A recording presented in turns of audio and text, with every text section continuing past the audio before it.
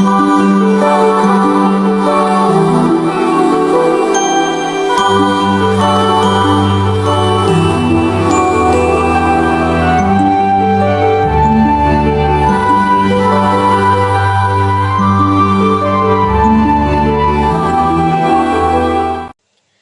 guys, pernah nggak sih kalian lagi scroll TikTok, Instagram, atau media sosial lainnya terus lihat di kolom komentar yang isinya berantem atau bahkan komentar yang nyakitin banget padahal orang yang dikomentarin pun nggak kenal sama sekali. Nah, media sosial sekarang telah menjadi bagian dari kehidupan sehari-hari. Hampir semua orang bisa mengunggah foto, video, cerita, ataupun pendapat mereka.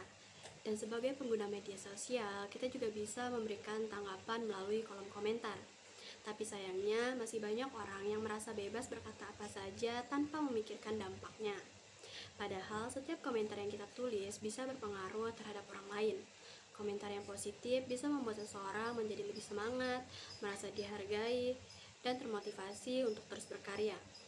Begitu pula sebaliknya, komentar yang negatif dan kasar bisa membuat seseorang merasa sedih, kecewa, bahkan kehilangan kepercayaan diri. Karena itu, penting bagi kita untuk memahami etika berkomentar di media sosial.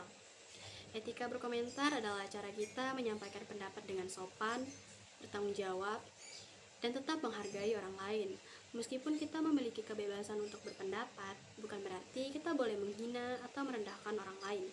Misalnya, ketika kita melihat sebuah video yang menurut kita kurang bagus, ada dua cara yang pastinya bisa kita lakukan. Yang pertama yaitu berkomentar seperti, kontennya jelek banget, nggak berbakat. Komentar seperti ini tidak memberikan solusi dan hanya membuat orang lain merasa tersinggung. Yang kedua, berkomentar seperti, menurut saya bagian penyampaiannya masih bisa diperbaiki agar lebih menarik. Nah, komentar seperti ini tetap menyampaikan kritik, tetapi dengan cara yang lebih sopan dan membangun. Selain menggunakan bahasa yang sopan, kita juga perlu berpikir sebelum mengetik. Sebelum mengirim komentar, coba tanyakan pada diri sendiri terlebih dahulu, apakah komentar ini akan menyakiti orang lain atau apakah komentar ini bermanfaat. Kalau jawabannya tidak, mungkin lebih baik komentar tersebut tidak perlu dikirim. Hal lain yang juga penting adalah menghargai perbedaan pendapat.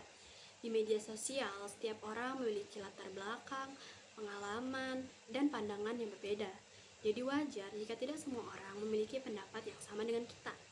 Ketika tidak setuju dengan seseorang, kita tidak perlu langsung marah atau menyerang secara pribadi. Kita bisa menyampaikan pendapat dengan baik tanpa menjatuhkan orang lain.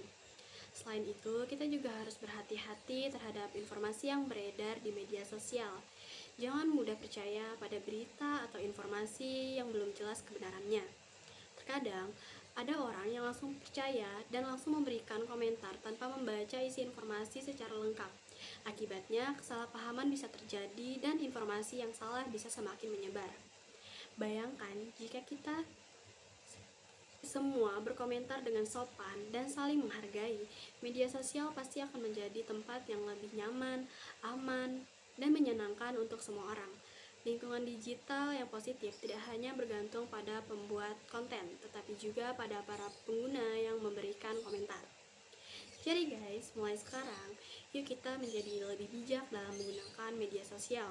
Gunakanlah kata-kata yang baik, hargai perbedaan pendapat orang, pikirkan dampak dari setiap komentar yang kita tulis, dan jangan menyebarkan kebencian atau informasi yang belum tentu benar.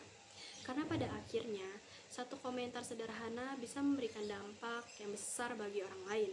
Jadi, sebelum mengetik dan mengirim komentar, ingat satu hal, jempol kita adalah tanggung jawab kita.